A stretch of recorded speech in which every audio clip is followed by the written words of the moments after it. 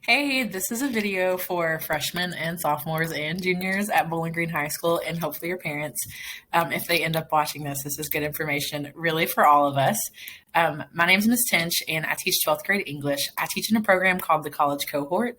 You may have heard of it. If not, hopefully you're going to hear some more about it in a few weeks from your guidance counselors. It's a program for people who are interested in college or a career that might require a college degree someday.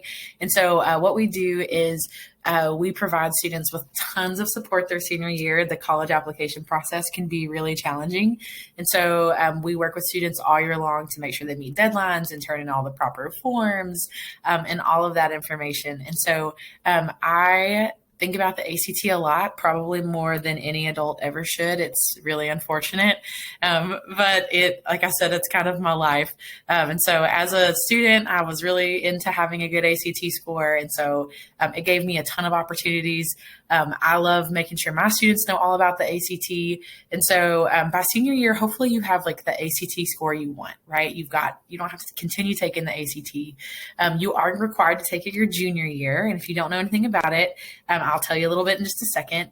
And you can also take it before your junior year. Okay. So it's just an exam that measures how ready you are for college.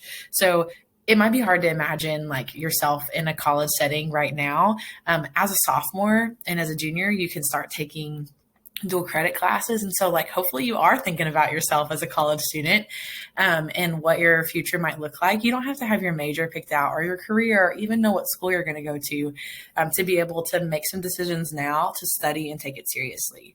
So again, it just measures if you're ready for college or if you're not ready. What's a good score? The highest you can get is a 36. Traditionally, for years and years, basically you had to have between an 18 or 20 just to get into a regular state school. A school like Western, I'm going to use as an example a ton today.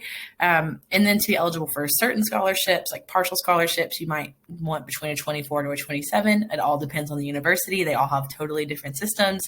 But pretty much universally, you can start being eligible at most universities with a 28, 29 or higher on the ACT. So again, I don't know what your plans are, what your goals are, but that's such important information to know now so you can start planning for the future.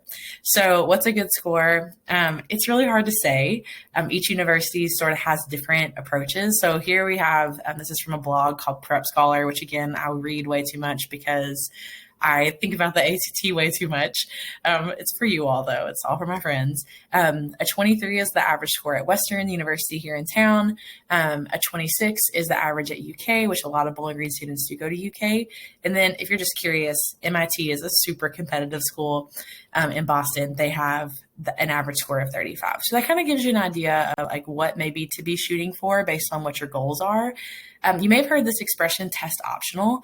This has been around before, but during COVID, it became really popular. Basically, schools didn't want to put more pressure on students during a really stressful time like a global pandemic to also have like really high ACT scores. Also, ACT partially shut down for some of 2020 and life was just like super unpredictable. Don't know if you guys remember that, but it was pretty wild. And so they decided to have almost like a freeze, like requiring the ACT, but I think it's a little bit misleading, and I'll explain why. At the very least, they are going to look at least your GPA, right? So we tell you that, guys, this all the time. Your grades really do matter. Like having a good ACT score is important, but definitely having a good GPA is important. And not many schools are actually considered test optional. So again, this is from Prep Scholar, the blog that I read. Not that many schools in our region really are saying, hey, we're truly test optional. WKU is semi-test optional. That's what I'm calling it. So notice you still have to submit an ACT score if you have lower than a 2.5. So if your GPA falls between 2.0 and 2.49, your ACT score still matters. And they have a method for how they would calculate whether you would still get in. Notice this person has a 1.9, but they have a 22 on the ACT. They would not have gotten in. 2.1 and a 17, the student wouldn't have gotten in. So again, schools are semi-test optional, right? So like they're saying if your GPA isn't good enough, you have to have a good ACT score. And so this is just an example at Western. UK is truly test optional, but this is just for now. I don't know if they're going to stick with this or not. And I'm not sure what they're going to say. They released this back in June of 2020. It's going to be really interesting to see like how that plays out. But we in the college cohort, we stay attuned to that. The guidance counselors stay on top of that. And also you can do research too to make sure you know. One thing I want to make sure everybody knows is it's not just about college admissions. It's also getting placed in the proper classes. So you can get admitted to a university with a lower ACT score, like with, let's say a 17, let's say you get into a university. They admit you on what's called conditions.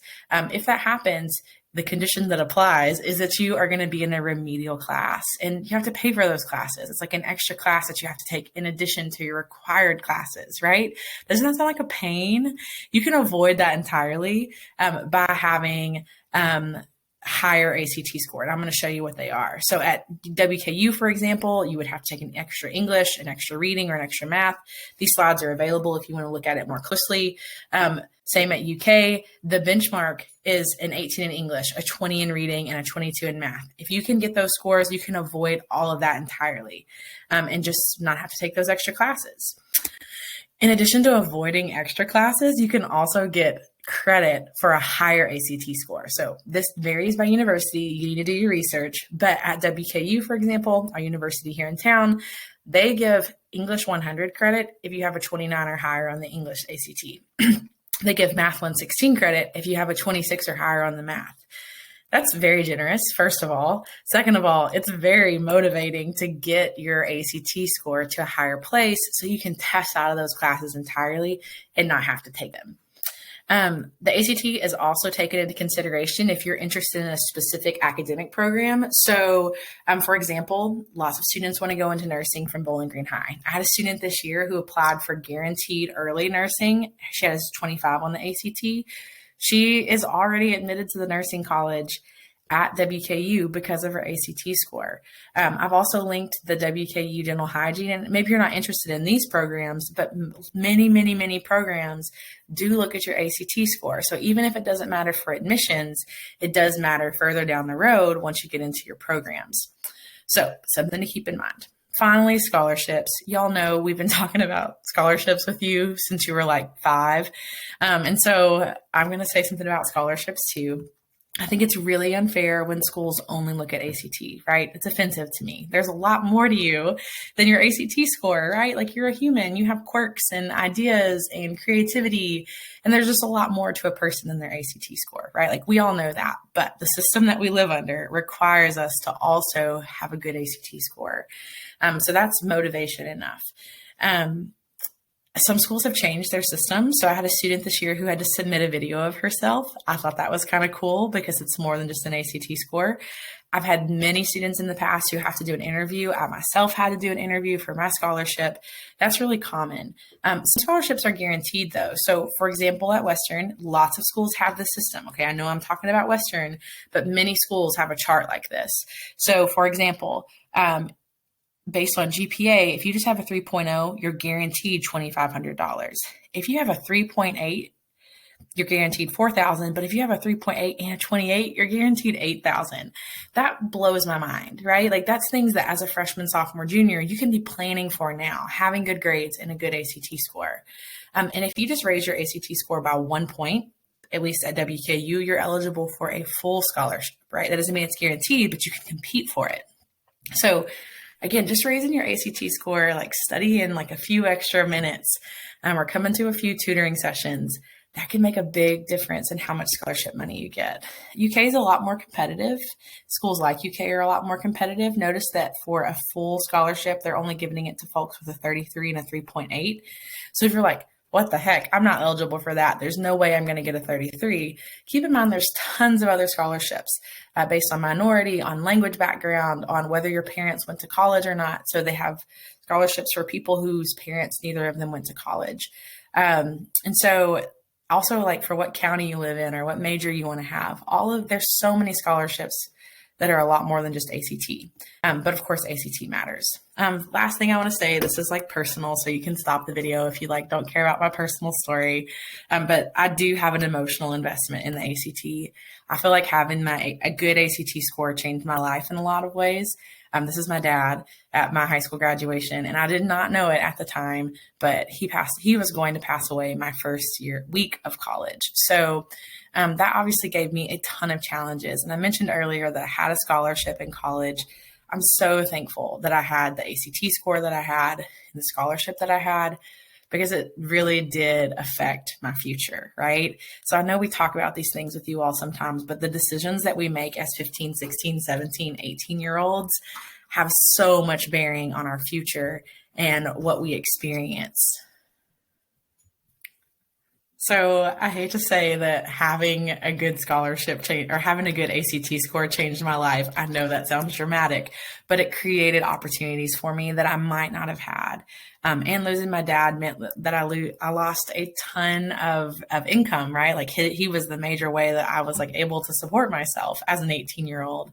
And so that scholarship in so many ways gave me opportunities that I wouldn't have had otherwise. And so something to think about: the investments that you make right now, the choices that you make, and the things that you prioritize really do affect what's coming down the line. So if you want to know more, you can join the ACT Prep Google Classroom right here. Boom. That's our code. So you can join that classroom. You can also send me an email.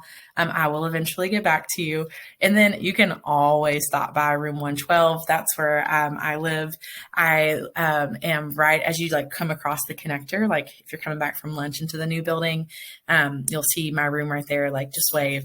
I would love to meet you. So hopefully I'll see you soon at ACT Prep. If not, let me know ways that I can help you prepare for your future. I would love to have you in my class senior year in the college cohort.